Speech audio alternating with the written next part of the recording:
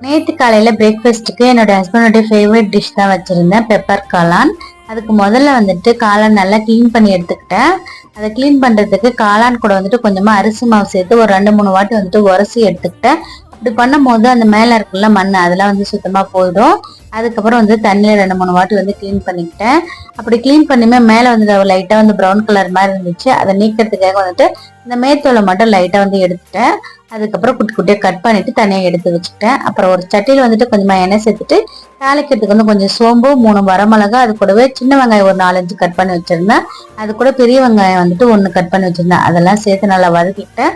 அதுக்கப்புறம் ஒரு கொத்து வந்துட்டு கருவேப்பிலையுமே சேர்த்துக்கிட்டேன். சேர்த்து நல்லா வதக்கின பிறகு 1/2 ஸ்பூன் இஞ்சி பூண்டு பேஸ்ட், ஒரு தக்காளி, கட் பண்ணி வச்சிருந்த கேப்சிகம், காளான் சேர்த்து நல்லா வதக்கிக்கலாம். தண்ணி எதுவும் சேர்க்க வேணா, அதுலேயே தண்ணி வரும். அப்புறம் மசாலா பொருளுக்காக வந்துட்டு மிளகாய்த்தூள், மல்லித்தூள், கொஞ்சம் கரம் மசாலா சேர்த்துட்டு ஒரு 10 நிமிஷம் குக் பண்ணிட்டு கடைசியாக பெப்பர் தூளை தூவிட்டு இறக்கணும். சூப்பராக ரெடி ஆயிடும். கண்டிப்பாக ட்ரை பண்ணி பாருங்க.